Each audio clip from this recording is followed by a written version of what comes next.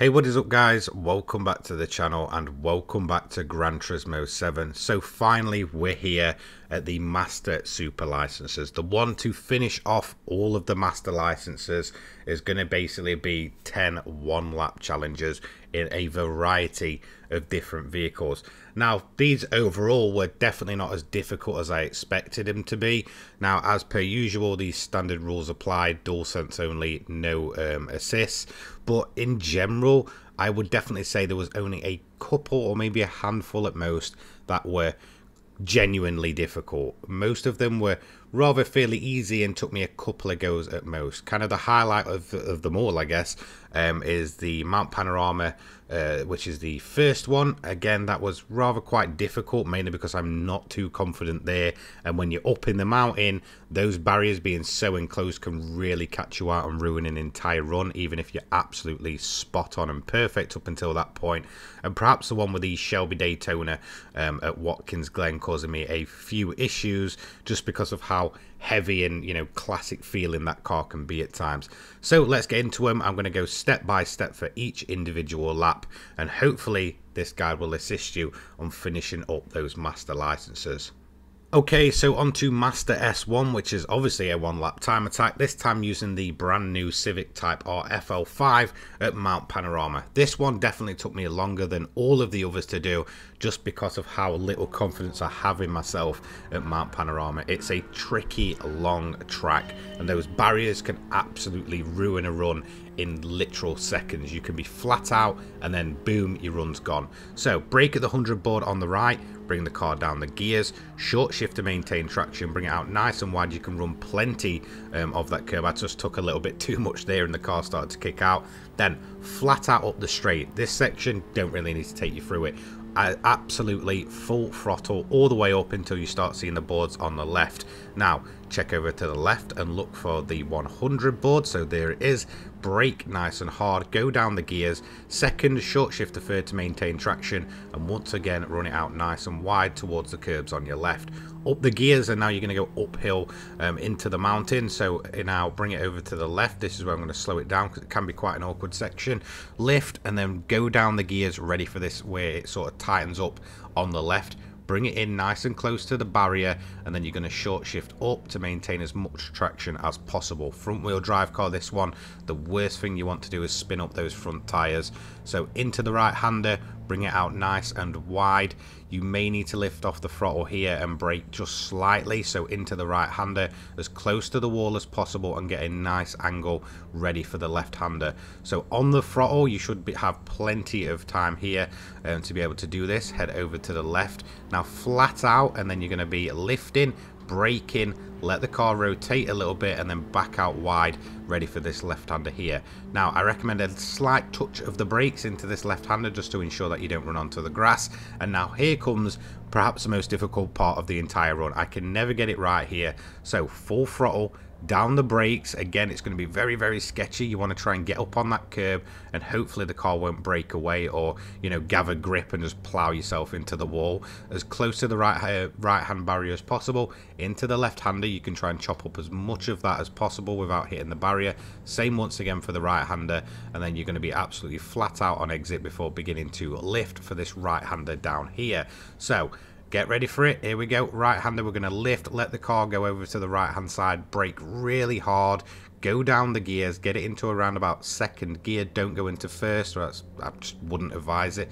Close to the left hand barrier as possible, out nice and wide, full acceleration. Now that's the hardest part done. You're absolutely flat out down here, down the main straight. Again, like I said, just kind of harking back to the barriers there. Be as close to them as possible, that it gives you a good angle, but be as careful as possible because I had plenty of my runs ruined for this one. So flat out down the straight, you've got the right hander here, bring it out nice and wide. You can run onto the line there, lift, and then brake at the 200 board as hard as possible. You're going from absolutely flat out to really getting down the gears. Short shift to third up over the curb. You know, try and be as full throttle as possible. Just lift if you need to. Try and bring it out nice and wide. Then head over to the right. Check for the boards once again. I recommend the 100 board. Go down the gears, get it into second, up over the curb, short shift on exit to maintain your traction, and that should bring you up across the line and get you the gold medal. Definitely the toughest one of the bunch in my opinion. Ended up finishing with a 28.5 with a gold time of a 29.190. So, you know, managed to do it by quite a bit, but it did take me a good few runs. On to Master S2 next. This was one that I got first time. Really not too difficult, this one. Overall, I would say this one looks harder than it actually is, considering we've got a classic Porsche 911 Turbo running on a rallycross track. So dirt tyres obviously for this one, so the handling is going to be a little bit awkward. We're actually going to have a standing start, not a rolling for this one. Get yourself underway. Now again, you're not going to really get onto the main track until you've completed this left-hander. Then you want to be absolutely full throttle out of the corner and get ready for this sharp right-hander here. You're going to go onto the dirt, so brake as much as possible. Again, it's going to be a lot more loose feeling here. Again, you just kind of want to rotate the rear of the car out. Again, I just couldn't quite get it out too much. We don't obviously have a torque distributor for this car. Up to second to short shift and maintain traction on exit. Angle it towards the left. You've got the jump here now. Just be, you know, careful as possible. You want to be rather quite fast, but lift off on the actual jump itself as close to this right hand barrier as possible before whipping it back to the left. Downshift to help you sort of whip the rear out if you need to. Again, I just couldn't quite get it out as close to that left hand barrier as possible and give yourself a nice exit angle. Try not to go over the line. I believe it does disqualify you there, so just be very mindful of the track limits on the exit. Flat out here, look at the boards on the right. It's the second to last board that you want to be braking at. I'm going to kick it down to first just to try and get that rear end to brake into the right hander, chop up that curb, chop up the left here. Just try not to go too much, or actually may end up into that sort of, you know, I guess tyre stacks. Into the left hander, bring it down the gears, kick it out if you can. I just could not get the rear end of this car to kick out, and that's going to complete your lap. So we did it in a 46.301, gold time of a 46.460. So in the end, we did get this one relatively easily, got it first go. Definitely recommend trying to kick the rear end out more if you can. Let's move into Master S3 next. Again, another one that looks a bit more awkward than it actually is. We're using obviously the classic Honda RA272 at the no chicane layout to Barcelona. So the main thing here, I recommend putting the brake bias actually to the front. If you put it too far to the rear, you'll notice that the rear end will just kick out constantly under brakes, and that's just never a good thing in this car. It's going to kick out enough already. So on the left hand side, you want this little light stack here as your braking marker. Bring the cars down the gears and then angle it up onto this curb here. As you can see, losing traction already, but short shifting to maintain as much as possible. Up over the left hand curb, and then you're going to be having to use your throttle control in the right hand sector here. So this sweeping right hander goes on for absolutely ever. Again, just use throttle control and then full throttle exit, getting ready for the next right hander, which is kind of the same but just kind of a little bit shorter. So get ready for it. Brake just before the bridge, bring it down the gears. You don't want to bring it down, you know, too quickly, or actually going to end up with the rear end kicking out. Short shifting to maintain traction, bring it out wide, bring it over to the right. Brake nice and heavy for this left-hander, much more sharper than the previous two turns that we've just done. Into second gear, up over the curb and accelerate downhill, ready for this left-hand section here. So here we go, left-hander, brake just before the curb begins, bring the car across to the left-hand side, try and take as much curb as possible to give yourself a nice smooth angle upwards. Again, run this curb if you need to, up the gears to maintain traction, and now you've got an uphill blind right hander. This one can catch you out. It's going to catch me out here actually, so it's definitely not a perfect run. So down into third, up over the curb. Again, the rear end's going to kick out, and this is where it gets a little bit scruffy, but we do manage to just keep it in. Again, you don't want all of the car on the green section, I believe that is a DSQ. Up the gears, trying to maintain traction. Right hand side here, you want to begin to brake between the 150 and 100 board, bring it down the gears, bring it over to the left hand side. We're going to kick it into first just to get the rear end to sort of break away. Short shift up to second to maintain traction. Nice wide exit here. Again, we want to run it nice and wide and angle it for this left hand curb here. Take a little bit of curb and get a nice angle for the right hander. Downshift, and then it's all about throttle control until you exit the corner. Now, full throttle through this section. You've got a no chicane layout, so we're going to lift, tap the brakes, bring it out nice and wide, run as much of the curb as possible, and then brake kind of at the middle point of that left hand strip. Bring the car in. up over the curb and then try and get a nice clean exit to bring us up across the line. So we're going to run a chunk of curb once again. You can really, use a lot of the curbs to your advantage here, and then we're going to accelerate across the line for a 51.727 with a gold target time of a 151.900. So managing to get this one second time around. Again, I was fairly close to first. So on to S4, another one that looks much more awkward than it actually is, mainly just due to the car that we're using. So we've got the XJ220 at Grand Valley Highway 1 on the full layout. Now this car can be fairly awkward to drive, but overall it is relatively easy once you kind of know how to drive it. Short shifting works very, very well with the turbo that's on this vehicle. So into the left-hander, as you can see, we're going to lift and dab the brakes to ensure that it doesn't run wide. Then really hard on the brakes, down the gears, and head towards the right-hand side here. As you can see, we go as low as first, but we are going to end up running out fairly too wide. So as you can see, it's a little bit of an awkward one to get, especially in this car, but this is going to give us a nice run into this left-hand section here. So short shifting to maintain the traction up to the left-hander. Now it's not too difficult around here. You may have to just lift at times. As you can see, we're going to dab the brakes, lift, throttle control through the right-hander, just get onto the line without just breaking that DSQ barrier there, and then heavy onto the brakes around about the 400 marker. Bring it out nice and wide, down the gears, into the right-hander. The rear end is going to try and break traction, but we're going to use short shifting to get as much power as possible from the turbo. So here we go, up the gears, bringing it out nice and wide, and then heading over to the right-hand side of the track. So even I find it quite difficult here. It's really a very awkward corner. So we went down a gear, down again, and then we're trying to angle the front of the car to go into the left, into the right. Once again, keeping it in second, braking nice and hard for this right-hander here. You can chop up quite a bit of it, but try not to do too much, right? So there is the risk of obviously hitting that cliffside. Into the left-hander, we're once again going to downshift, and then we're going to short shift and use the turbo to pull us along. So there we go, nice early shift, full throttle now, and then you're going to go into the left-hander. So watch the boards on the right. You are looking for that 200 board. Bring it down once again, kind of brake, lift off the throttle and such, and then slowly bring it back in. You've got a right-hander here, but it's going to be much more open than the left-hander. You're then going to begin your run over the bridge. So full throttle at this point, absolutely flat out, getting ready to keep an eye on the markers on the left-hand side. So here we go. We're going to brake at the 300. Bring it down the gears, and then once again we've got another kind of awkward right-hander. It's sort of uphill through the tunnel, can really catch you out if you're not doing it quite well enough. It can be very, very awkward. So keeping it to the inside, and then we're going to begin to angle the car to the left, because you've got a left-right section here. Keeping it in first gear. You want to chop as much as possible without touching those bollards there, as it's a DSQ. Keeping it in first gear for the right-hander, and then we're going to short shift and bring it out nice and wide for a very, very quick run through here.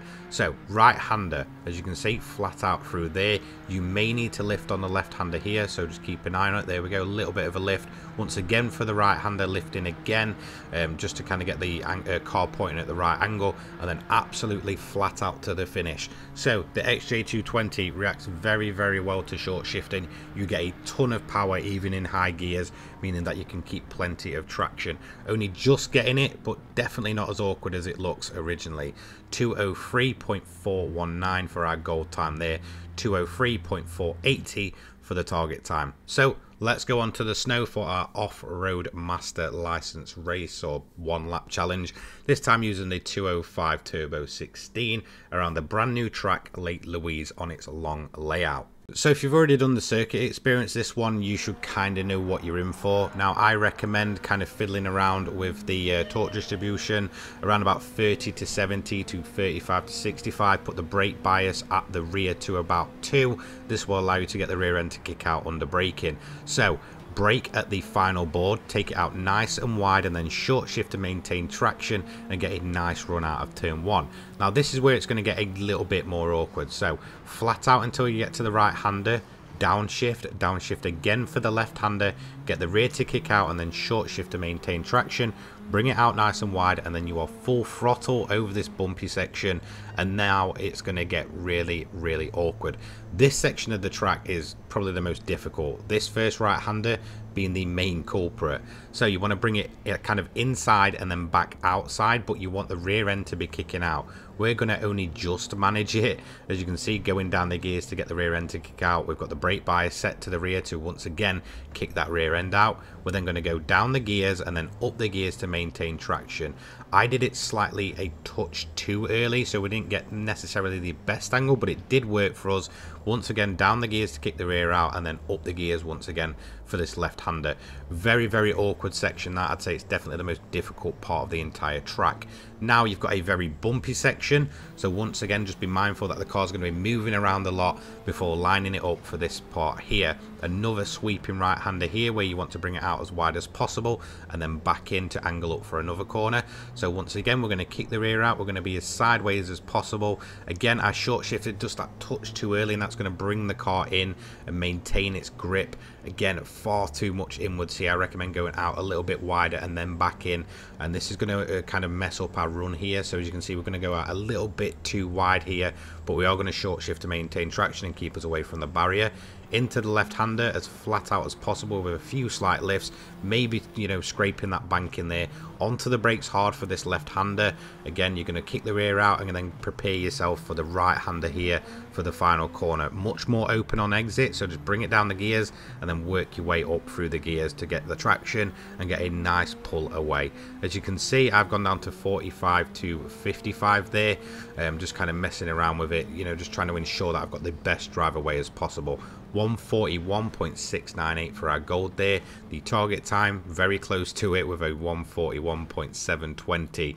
Only just getting that one, but if you've done the circuit experience in the RCZ, then you pretty much know what to expect. Onto something different now. We've got the 911 GT1, the road going version for Master S6 around Michelin Raceway Road, Atlanta. So this one can be slightly awkward. We've again gone from a car that's got pretty much no grip to a, you know, road car that's got plenty of it. To be honest, it's much more grippy than I expected it to be. So over to the left hand side here, once again just waiting for it to sort of break away onto the tarmac. Bring the car on the brakes and then try and angle it, you know, as close to the inside as possible. Now I couldn't get the car to turn in and it is going to run out wide. However, we are going to manage to keep the traction there with short shifting and manage to get a run up the hill. Head towards the left and get ready to do a nice big cut across the curb at the top right. So here we go. Down the gears, we're then going to cut up over this curb here. Again, it's quite lenient with how much you can cut before it will disqualify. You can pretty much take the whole thing. Then into this section, keep it in sort of third, fourth gear. Use throttle control once again to kind of help your way down the hill. Again, it's very, very awkward because it's so blind at first. And again, we're just going to use the throttle, get ourselves up onto the curbs, and then prepare for this tight left-hander here. So onto the brakes as the curb begins. Down the gears, up over the curb on the left, and then bring it out nice and wide, using short shifting to maintain as much traction as possible. After that section, very, very awkward. I say it's the most difficult part of the entire track. Flat out into the right-hander, brake where the shadow begins, bring it into the left, short shift once again just to maintain traction, out nice and wide, and then really hard onto the brakes. Get it up over the curb, angle it back out wide, and then you've got a very, very long straight here where you're going to just work your way up through the gears. But just be aware, there is a chance that the left-hander at the bottom can catch you out because you're going absolutely flat out to then really heavy braking. I'm going to try and slow it down just to kind of talk you through this section. So into the right-hander, you're looking at just before this the first board on your right to brake very, very heavily. As long as you do it spot on, you should be able to angle yourself into this left-hander, get up on the curb, and then short shift to maintain traction. Once again, up over the right-hand curb and take it out nice and wide. You can run plenty of the outside curb here. Now you want to be bringing the throttle in, up over the blind hill there, into the right-hander, flat out. You may need to lift at the end here. As you're going to see, I'm going to go so quick that I end up running wide, but we do manage to cross the line with a 127.534 with a gold target time of a 127.700. So once again, only just, but again, it's kind of catching you out going from a very slippy surface to a very grip heavy car that, whilst it can sort of get away from you, does actually have more grip than you expect. So now for the one that gave me the most trouble of them all, Master S7 with the Cobra Daytona Coupe from 64 at Watkins Glen Long Course. Now, I absolutely love Watkins Glen. It's perhaps my favourite track in the entirety of the game. The main thing here is just you've kind of gone from a very modern fast car to a very classic big fast car, it's rather quite awkward how you're going to run it. So go down the brakes, go down the gears onto the brakes, up onto the curb here, and you may need to use throttle control as you go up the hill into the right left section.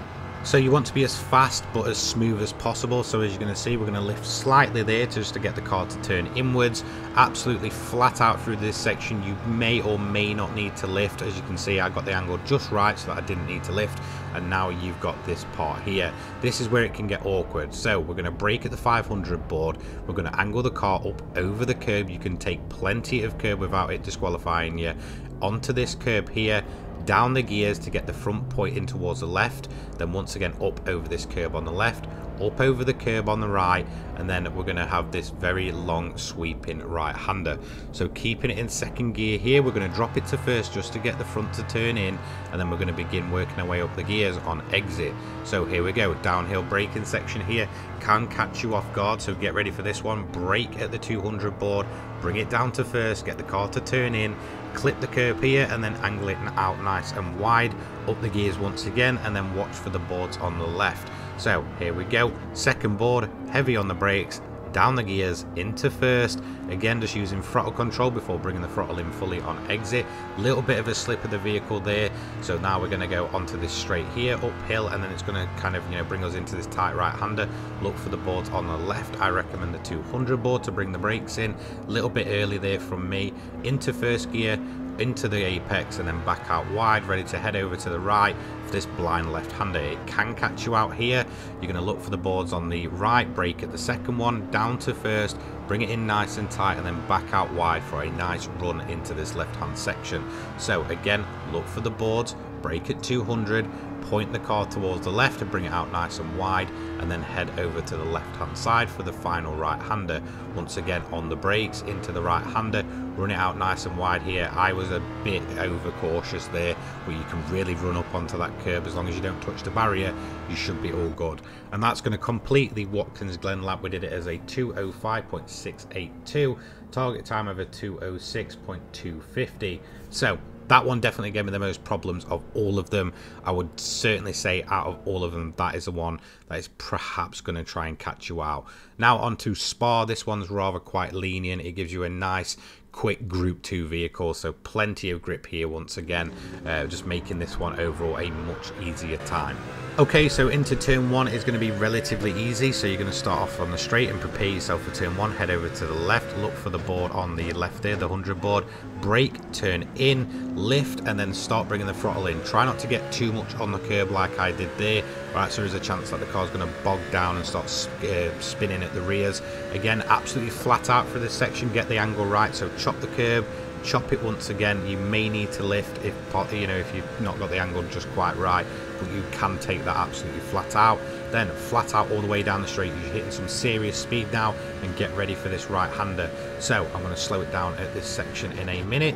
We've got the curb on the left as the braking point, and then you're going to go kind of down the gears, back up the gears into third, maintain third gear, into the right hander, up over the curb, up to fourth, up the curb there, and then get ready for this part here. So look for the curb on your left and use that as a braking marker.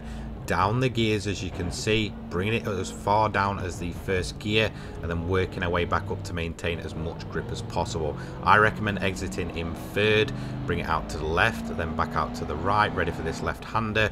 Once again, dab of the brakes, angle it just right, get towards the apex, and then back out wide.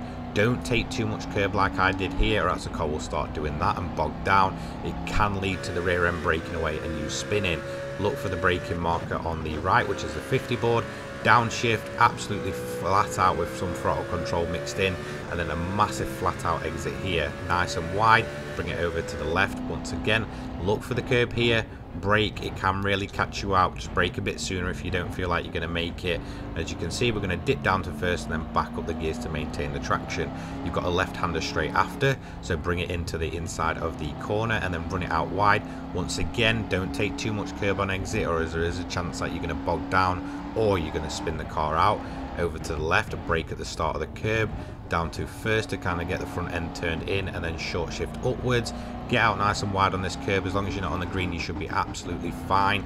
Angle it over to the right hand side, little bit of a lift there, and then absolutely full throttle now all the way up until the final right left. So flat out here, work your way through the gears, through this left-hander. Don't lift, get it out nice and wide, and once again may have to lift, or you can take it flat out there. Try and get the angle perfect and you'll be absolutely golden for that bit. Brake at the board there at the 150, nice and straight in the brake in, down into first if you need to, get yourself up over the curb, short shift if you want to maintain traction there, but I'm going to keep it in first. Head over to the left, chop the curb up once again, and I'm going to do the short shift there, taking it out nice and wide once again, trying to avoid the green so we don't bog down or spin, and across the line for a 2:08.899. Now that was definitely not a perfect lap. There was some rather scruffy sections there, but we did manage to come away with it. Overall, the grip of that car is great, and now we're going to go into, once again, a very, very awkward one. This time we've got the Aston Martin Valkyrie at the Red Bull Ring. We had this when the car got released as a online time trial, so if you've done that, you probably know what to expect here. However, this car can be very, very sketchy. I'm just going to say that now.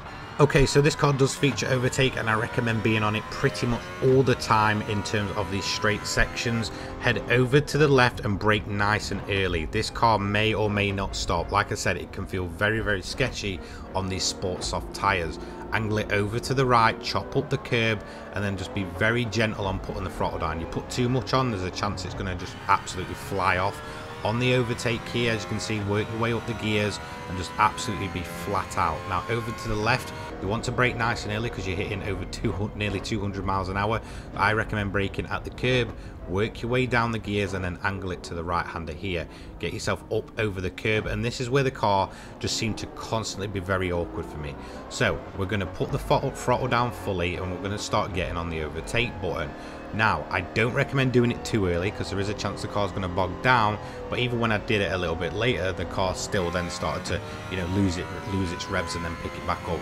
Once again, we're upwards of nearly 200. Brake at the curb on the left, down the gears into the right hander, up over the curb, and then short shift to maintain traction. There is a chance this car's going to try and kick out and absolutely batter you.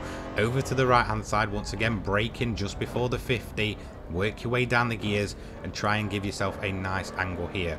As you can see, I am constantly fighting this car. It just doesn't perform that well on these street tires. Up over the curb, and then bring the throttle in before braking, ready for this left-hander here. So nice dab of the brakes, just balance the brakes and the throttle, let the car turn in, and then you're going to be full throttle out. Once again, I don't recommend being too much on the overtake. There is the risk that it's just going to cause your car to fly off, but try and bring it in as much as possible.